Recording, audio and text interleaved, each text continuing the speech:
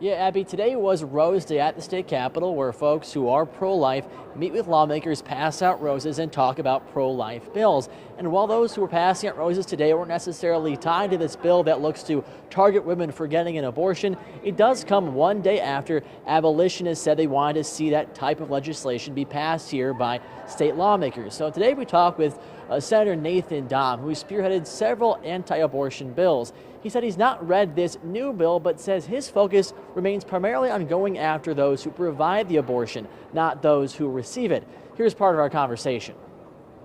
There's been a push just yesterday where folks want to punish all involved parties, including the women in some cases. What do you make of that idea?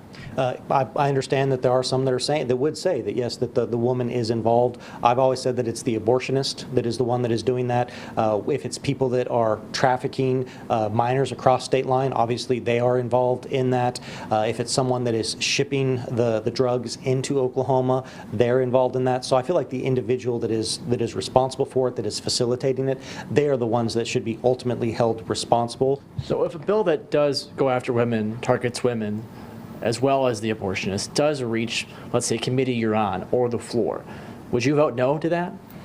As with everything, I have to read the bill language itself. I know that there is a bill that is out there. I had some people in my office yesterday asking me if I would sign on to that. I haven't read the bill itself for it. My deference is always to focus on the abortionist that is performing it. So I'd have to see how they have that drafted. If it is someone that is deliberately, knowingly, intentionally doing that, it's something that could be considered. But I don't foresee any legislation like that actually coming out of committee or being heard on the floor.